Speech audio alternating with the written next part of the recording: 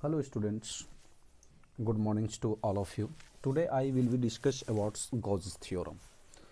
Gauss's theorem है क्या? तो इसमें कह रहा है कि इसका दो क्राइटेरिया है, यानी दो कंडीशन है। पहला गॉसेस थ्योरम ये कहता है कि यदि कोई चार्ज को एक क्लोज्ड सरफेस एरिया के अंदर रखा जाए तो उससे निकलने वाला इलेक्ट्रिक फील्ड लाइन से जो इलेक्ट्रिक फ्लक्स बनता है वो टोटल इलेक्ट्रिक फ्लक्स उस एरिया के अंदर कितना बनेगा। तो इसके लिए यहाँ पे गॉसेस थ्योरम का स्टेटमेंट है कि विद्युत क्षेत्र में किसी बंद तल से होकर गुजरने वाली कुल विद्युत फ्लक्स तल के भीतर उपस्थित कुल विद्युत आवेश का 1/ε0 गुना होता है। यानी हम लोग इसको मैथमेटिकल टर्म में कहें तो psi equal to for closed integral surface vector E dot vector D equal to 1/ε0 into total charge. अब इसे हम लोग को साबित करने के लिए, प्रूव्ड करने के लिए, इसके लिए हम लोग एक क्लोज्ड सरफेस एरिया लिया, जिसका सरफेस एरिया को हम लोग एस से इंडिकेट किया और यहाँ पे एक प्लस क्यू चार्ज को इस सरफेस एरिया यानी क्लोज्ड सरफेस एरिया के अंदर प्लेस्ड किया। जब यहाँ पे क्लोज्ड सरफेस एरिया के अंदर पॉजिटिव चार्ज को रखा गया तो इससे इलेक्ट्रिक फील्ड लाइंस जो है बाहर की ओर निकलना शुरू हुआ, क्रिएट होना शुरू हुआ। तो ये इलेक्ट्रिक फील्ड लाइंस हमेशा सरफेस के साथ जो है वो परपेंडिकुलर होते हैं। अब यहाँ पे एक जो है इस सरफेस, ये टोटल सरफेस एरिया को हम लोग एस माना है, इसी का एक छोटा सा सरफेस एरिया यहाँ पे लिया गया है क्या, डी ए, और इस सरफेस एरिया यानी डी ए सरफेस एरिया पर एक पॉइंट रखा गया पी, जो कि ओ से इसका डिस्टेंस जो है आर है, यानी ओ से पी का डिस्टेंस क्या आर है। यहाँ पे इलेक्ट्रिक फील्ड को हम लोग ई माना है और यहाँ पे एक इस सरफेस से आउटवर्ड की ओर एक नॉर्मल वेक्टर लिया गया है जिसका कंपोनेंट क्या है, ई कॉस थीटा। अब यहाँ पे हम लोग चलेंगे। नाउ वी नो दैट हम लोग जानते हैं कि यदि कोई बिंदु P पर यदि प्लस Q आवेश के कारण विद्युत क्षेत्र की तीव्रता क्या होती है। यदि हम लोग पीछे क्लास में हम लोग स्टडी किया है कि यदि कोई चार्ज Q है और इस Q चार्ज से R डिस्टेंस पर यदि कोई P पॉइंट स्थित है तो यहाँ पे जो है इलेक्ट्रिक फील्ड इंटेंसिटी क्या होता है।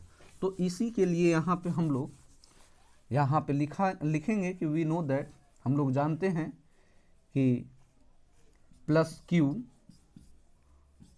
आवेश के कारण बिंदु P पर बनने वाला विद्युत क्षेत्र की तीव्रता क्या होती है। तो vector E equal to 1/4πε0 into Q/r²। ये हम लोग पीछे क्लास में जो है स्टडी किया है। यदि Q चार्ज से R डिस्टेंस पर यदि कोई P पॉइंट स्थित हो तो वहां पे इलेक्ट्रिक फील्ड इंटेंसिटी का इक्वेशन 1/4πε0 इनटू Q/r² होता है। नाउ अब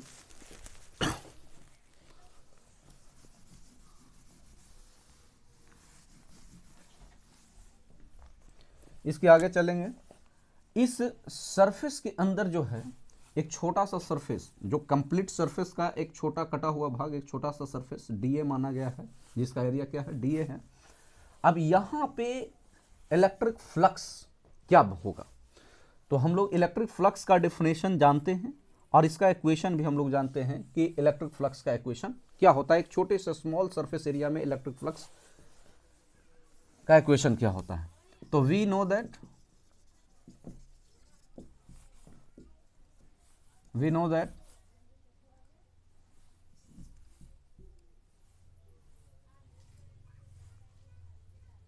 electric flux d psi equal to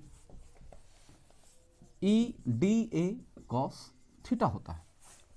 हम लोग जानते हैं कि इलेक्ट्रिक फ्लक्स, एक छोटे से सरफेस एरिया में बनने वाला इलेक्ट्रिक फ्लक्स जो होता है ई d A cos theta.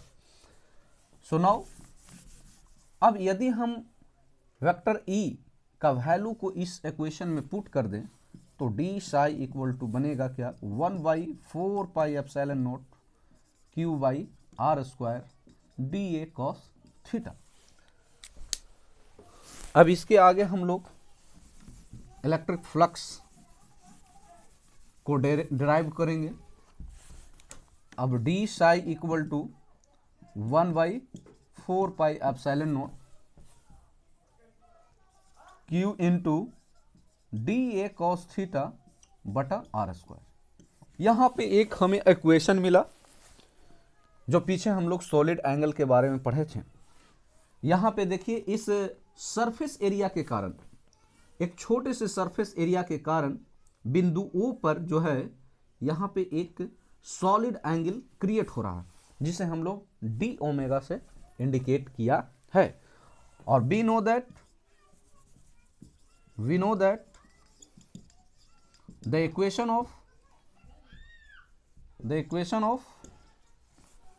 solid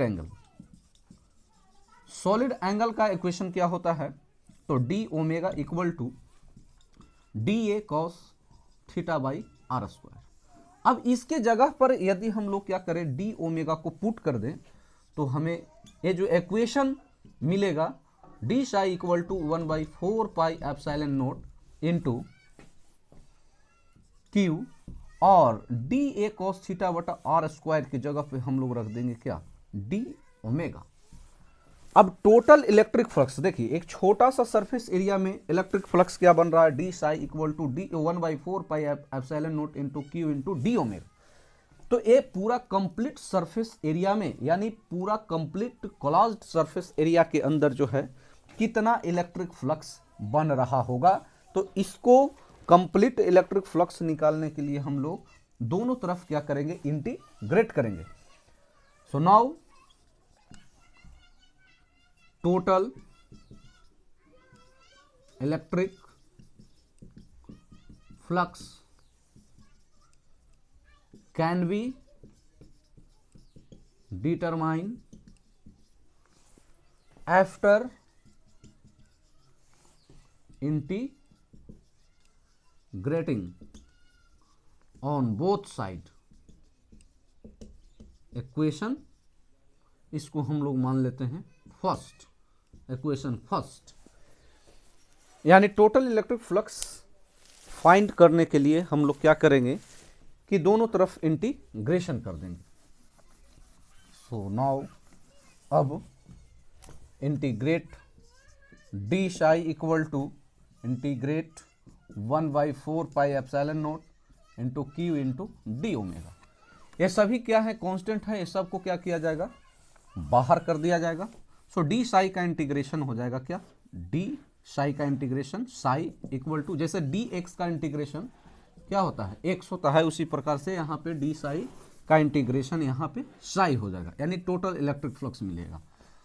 तो Q by 4 pi epsilon naught बाहर निकलेगा, इंटीग्रेशन किसका होगा, डी ओमेगा का। So D omega is solid angles. So Q by 4 pi epsilon naught D omega का इंटीग्रेशन निकलेगा क्या, ओमेगा। यहाँ पे एक छोटा सा जो है सॉलिड एंगल क्रिएट हो रहा था, तो पूरे सरफेस में टोटल सॉलिड एंगल क्या होगा, तो यहाँ पे हो जाएगा क्या, omega. So psi equal to q by 4 pi epsilon naught. हम लोग जानते हैं कि टोटल सॉलिड